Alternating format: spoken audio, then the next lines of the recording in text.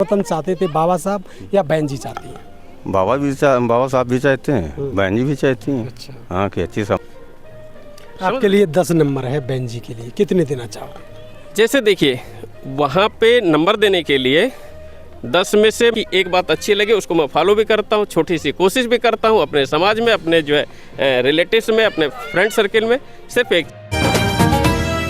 नमो बुद्धाय, जय भीम। आप देख रहे हैं आपका अपना बादल एक्सप्रेस। आज हम लखनऊ के उस स्मारक में हैं जहाँ डॉक्टर भीमराव अंबेडकर सामाजिक परिवर्तन स्थल, जिसको बसपा सुप्रीमो बहन मायावती की सरकार में बनाया गया था, और आज बसपा सुप्रीमो बहन मायावती का 69वां जन्म दिवस बड़े ही धूमधाम के साथ मनाया गया और तमाम लोगों को शुभकामनाएं दी। चुनावों की कई तमाम रणनीति, राजनीति की तमाम विचार लोगों के बीच में पहुंचते हैं, लेकिन आज उस स्मारक में लोगों से जानने के लिए यही आए हैं, क्या यह स्मारक बसपा सुप्रीमो बहन मायावती की सरकार में बनाया गया, क्या इसके मायने हैं, लोगों को आज किस प्रकार से देख रहे हैं। उस समय 2007 से 12 के बीच में जब उनकी पूर्ण बहुमत की सरकार रही, तब लोग लगातार एक बात कहते थे कि ये जो पैसा लगाया गया वो पत्थरों में पैसा लगा दिया बहन मायावती ने। यही प्रचार मीडिया के द्वारा, तमाम लोगों के द्वारा, तमाम राजनीतिक दलों के द्वारा यही कहा गया कि बहन जी के द्वारा जो पैसा लगाया गया है वो पत्थरों में लगाया गया है। लेकिन यहाँ पर जब देखा जाता है, आप रोज़ाना आइए या फिर नववर्ष को तो इसमें शायद जगह नहीं थी, इतना बड़े ग्राउंड के अंदर नववर्ष में जगह नहीं थी। यह जो स्थल है लखनऊ का नहीं, पूरे देश भर का एक बड़ा स्थल माना जाता है, खासकर बाबा साहब डॉक्टर अंबेडकर का जो समाज परिवर्तन स्थल है। तमाम लोगों से जानने की कोशिश भी करेंगे। और क्या नाम है भाई साहब आपका, कहाँ से आए? विनोद जी, कहाँ से पहुँचे? कानपुर से। कानपुर से। आज आपने यहाँ पर पहुँचे हैं, कैसा लगा? पहले तो बहुत अच्छा लगा।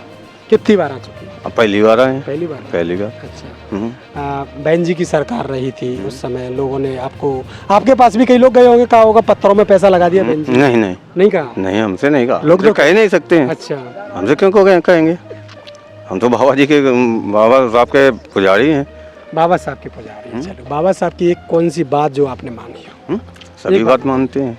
सामाजिक परिवर्तन स्थल कहा जाता है इससे। बहुत अच्छा। कौन सा सामाजिक परिवर्तन स्थल चाहती है, कौन सा सामाजिक परिवर्तन चाहते थे, बाबा साहब या बहन जी चाहती हैं?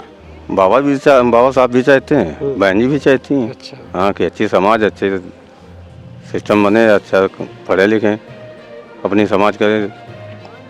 चलिए, बहुत बहुत धन्यवाद। अन्य लोगों से भी जानने की कोशिश करें। क्या ना भाई साहब? जी राजेश चौधरी नाम है मेरा। राजेश चौधरी जी, कहाँ से पहुँचे? जी मैं बस्ती डिस्ट्रिक्ट से रहने वाला हूँ। बस्ती के रहने वाले। जी आज इस स्थल पे पहुँचे हो, कैसा लग रहा है? बहुत अच्छा लग रहा है। कितनी बार आ चुके? मैं चूँकि लखनऊ आता जाता रहता हूँ, और ये मैं बताऊँ कि मैं 90 के दशक में भी आया था। आज जहाँ पे ये आलीशान कैंपस है, ये लखनऊ का कूड़ेदान हुआ करता था। आपको मैं बताऊँ, मैंने भी देखा था, 10th में मैं पढ़ता था, आया था, तो ये जगह बिल्कुल जंगल और ऐसे वो झाड़ थी। आज तो यहाँ पे ये बिल्कुल बड़ा खूबसूरत सा जो है कैंपस बना है, तो बहुत अच्छा लग रहा है। लोगों ने उस समय एक बात फैलाई थी कि बहन जी ने जो पैसा लगाया ना वो पत्थरों में लगा दिया है। जैसे वो जो लोग बोलते हैं वो पॉलिटिकल बातें होती हैं, वो बेसर पैर की बातें होती हैं। वो अपनी चीज़ें रखने के लिए, चाहे वो गलत हो सही हो, बस थोप दो, ठीक है। और दूसरी चीज़ें ये है कि जैसे ये कैंपस आज यहाँ पे, जैसे हम लखनऊ में घुसते हैं ना, तो लखनऊ का एक जैसे राजधानी है, तो ये जगह देखने पर लगती है राजधानी, समझ रहे हैं। अभी आप पुरानी लखनऊ में जाएंगे तो वो किसी पुराने ऐसे जर्जर शहर सा जैसा लगता है कि मतलब एक राजधानी का, एक पूरे स्टेट का जो राजधानी होता है उसकी एक अलग वैल्यूएशन होती है। तो ये एरिया घूमने के बाद लगता है कि राजधानी है, तो उसका मेंटेनेंस तो होना ही चाहिए। अगर ये नहीं बनाएंगे तो फिर क्या करेंगे आखिर? तो ये तो काम बेहतरीन है। और चूँकि इतने बड़े कंजस्टेड शहर में रहने के लिए, लोगों को खुली हवा में जो है मतलब रहने के लिए, तो एक बेहतरीन जो है पार्क तो होना ही चाहिए ना। लोगों ने फैला दिया उस समय कि बहन जी ने पत्थरों में पैसा लगा दिया और बहन जी की सरकार भी चली गई इस पार्कों की बदौलत। देखिए एक चीज़ बता दें, अब मैं जो बोलूँगा थोड़ा सा अन्यथा लगेगा। हमारे यहाँ की हिंदुस्तान की पॉपुलेशन में, अभी एक रिटायर्ड जज ने कहा, 90% जाहिल लोग रहते हैं हमारे हिंदुस्तान में, इलिटरेट। कोई कुछ कर दिया, आपने मेरे को कुछ कर दिया, मैंने मान लिया बिना उसके मूल्यांकन किए, समझ रहे हैं। खुद उसको मूल्यांकन करो कौन क्या कह रहा है। तो किसी के बातों पे नहीं जाना चाहिए। लोगों की अपनी पॉलिटिकल बातें होती हैं, लेकिन आम सिटीजन में हम कह रहे हैं कि अगर ये कैंपस है होती है, हमारे लखनऊ के लोगों के लिए एक ताज़ी हवा लेने के लिए, एक बेहतर माहौल लेने के लिए इससे बेटर कैंपस तो नहीं है। हम तो कह रहे हैं हर शहर में होना चाहिए, ठीक है, हर शहर में। मैं कह रहा हूँ कि पत्थर लगाओ, चल ठीक है यार, तुम भी पत्थर लगाओ, हर शहर में बनाओ, क्या जाता है उसमें? आप काम नहीं कर सकते, दूसरे पे जो है आप क्राइटिसिज्म से करोगे, तो इसका तो कोई मीनिंग नहीं है। आपके लिए 10 नंबर है बहन जी के लिए, कितने देना चाहोगे? जैसे देखिए, वहाँ पे नंबर देने के लिए 10 में से मैं उनको 6 नंबर दूंगा। 4 नंबर मैं इसलिए काटूंगा क्योंकि हमारे लिए जैसे ये चीज़ महत्वपूर्ण है। एक चीज़ हमारे लिए सबसे महत्वपूर्ण है, एजुकेशन। समझ रहे हैं?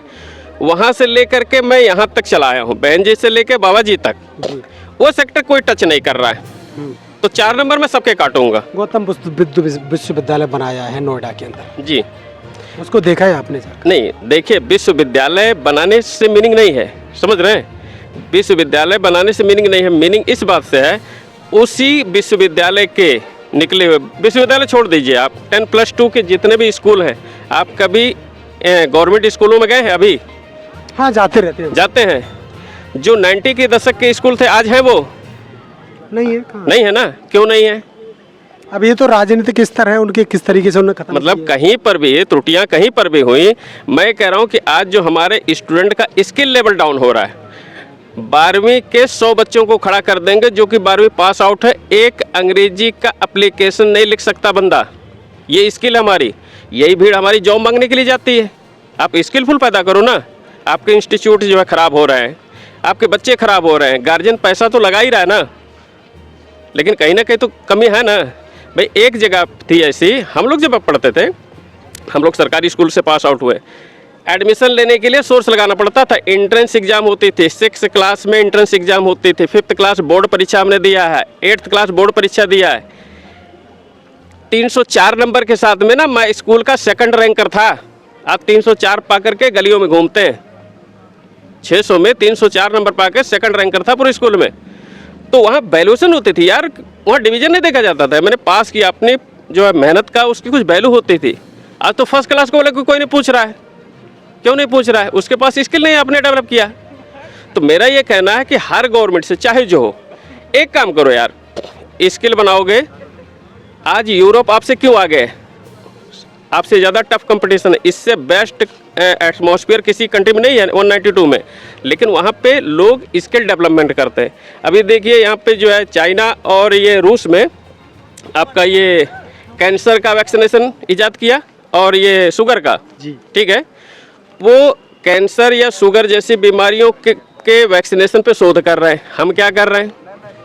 आज हम कुंभ का मेला लगा रहे हैं। हाँ, आज आप कुंभ का मेला लगा रहे हैं या जो भी कर रहे हैं, टॉप 200 की लिस्ट में आपके इंडिया की कोई यूनिवर्सिटी नहीं है, पता है आपको? ये आपके शिक्षण संस्थान है, ठीक है। और मैं ये जानता हूँ, अच्छे से इज्जत से रोटी तभी मिलेगी जब आपके पास एजुकेशन होगी, समझ रहे हैं? फिर लोग लाके दे जाएंगे, आपको छीनना नहीं पड़ेगा, जॉब के लिए भटकना नहीं पड़ेगा। रोड पे बैठ करके किसकी सरकार पसंद है भारत में, किस राज्य की? यार ये बड़ा टिपिकल क्वेश्चन किया तुम्हें। किसकी सरकार नहीं, मैं कह रहा हूँ, जैसे देखिए अभी तक बहुत बड़ा देश है, ठीक है। दिल्ली में गया था, एक बंदे की बात मेरे को पसंद आई। मैंने जो है वहाँ पे अभी गया था 4 महीने पहले, दिल्ली के सरकारी स्कूलों को भी मैंने देखा। नो डाउट कमियाँ कुछ भी हो, कैसे भी हो, पॉलिटिकल बातें कुछ भी हो, लेकिन उस बंदे ने सही किया है, ठीक है। सिर्फ एक बंदा मेरे को नज़र आता है कि हाँ, उसने एजुकेशन के लिए कुछ किया, 10% ही सही किया है। मैं गया हूँ, बच्चों से बात किया हूँ, टीचर से बात किया हूँ, 3-3 घंटे में कैंपस में रहा हूँ। हमारे यूपी के स्कूल में और दिल्ली के स्कूल में ज़मीन आसमान का अंतर है सरकारी स्कूलों में। एक और क्वेश्चन निकल रहा है फिर मेरे साथ जी। किस प्रदेश की शिक्षा नीति अच्छी है और किसके परसेंटेज ज़्यादा शिक्षा में? देखिए परसेंटेज में जब जाएंगे, अगर ये देखिए ये क्वेश्चन आप फंसाने वाला कर रहे हैं, लेकिन मैं बताऊं अभी भी एजुकेशन में जब आप पूरे इंडिया को देखेंगे ना, तो हमारे साउथ इंडिया में जब जाएंगे तो साउथ इंडिया में सरकारी स्कूलों की स्थिति नॉर्थ इंडिया से काफ़ी बेटर है आज भी देन कंपेरिजन में, ठीक है। हमारे यहाँ पे जो नॉर्थ में जो है राज्य हैं जितने भी हैं, बिहार को ले लीजिए, उत्तर प्रदेश को ले लीजिए, इनके बहुत बेस्ट थे, बता रहा हूँ ना, हम लोग वहीं से पास आउट हैं। लेकिन पिछले 10, 15, 20 सालों में जो दुर्गति इन्होंने किया है उस पर मेरे को बड़ा एतराज़ है भाई। और सबसे बड़ी दिक्कत यह है किसी भी काम के लिए धरने प्रदर्शन होते हैं, लोगों के जो है आंदोलन होते हैं, एजुकेशन के लिए कोई नहीं करता। ठीक है, आज मैं यहाँ पे आया हूँ, ये व्यक्ति जो हमारे इंडिया के निर्माता हैं, सबसे पहला सेंटेंस 3 वर्ड बोले थे ना, एजुकेट, ऑर्गेनाइज और क्या था आगे, आगे कुछ था, स्ट्रगल, यस, संघर्ष करो। पहला शब्द एजुकेशन की बात किया था ना। अगर आप इस कैंपस में आ रहे हो तो यार एजुकेशन के लिए लड़ो। कहाँ लड़ते हैं लोग?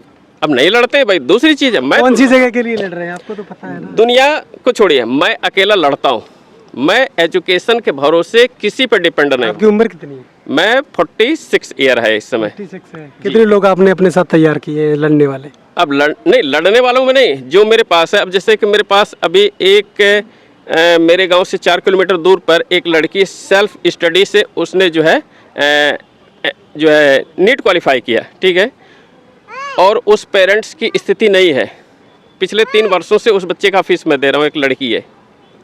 ठीक है, तो ऐसे जो भी मिल जाते हैं, किसी के बच्चा हो, अगर फीस की वजह से या किसी वजह से अगर वो पढ़ना चाहता है तो मैं कोशिश करता हूँ, एक छोटी सी कोशिश। तो मेरा ये कहना है कि सब छोड़ दो, एजुकेशन के लिए लड़ो। एजुकेशन के लिए लड़ोगे, सारी चीज़ें आपको मिल जाएंगी। ठीक है, तो इनकी एक बात अच्छी लगी, उसको मैं फॉलो भी करता हूँ, छोटी सी कोशिश भी करता हूँ अपने समाज में, अपने जो है रिलेटिव्स में, अपने फ्रेंड सर्किल में। सिर्फ एक चीज़ है, एजुकेट बनो। एक चीज़ का जवाब और दे दो जी।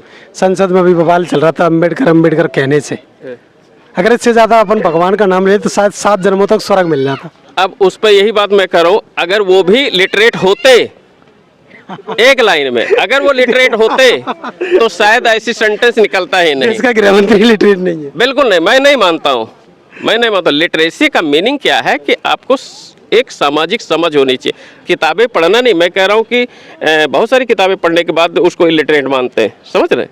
लिटरेसी होनी चाहिए। और हम कह रहे हैं कि आसमान पे थूकोगे तो मुंह पे गिरेगा। तो अब आगे समझ सकते हो। चलिए, तो बने रहिए हमारे साथ। भाई साहब ने बहुत बड़ी बातें कह दी हैं, आप लोग सभी समझिए बाबा साहब डॉक्टर अम्बेडकर के वो विचार, शिक्षित बनो, संगठित रहो, संघर्ष करो। शिक्षित उसे मानता हूँ जैसे अपने दुश्मन की पहचान है, यानी अच्छा और बुरा। संगठित वो है जो कि सामाजिक संघर्ष के साथ साथ शिक्षा पर नीति जो उनकी है, आगे चलने का प्रयास करना चाहिए। और संघर्ष की बात करो तो अब संघर्ष तो मैं ज़्यादा नहीं कह सकता, मेरी नज़र में तो लोग दारू पी के शाम को घर में संघर्ष जरूर करते हैं। जी, वो तो करते हैं, बस यही संघर्ष नजर आ रहा है आजकल। हाँ, चलो, बने रहिए बादल एक्सप्रेस पर। बहुत बहुत धन्यवाद।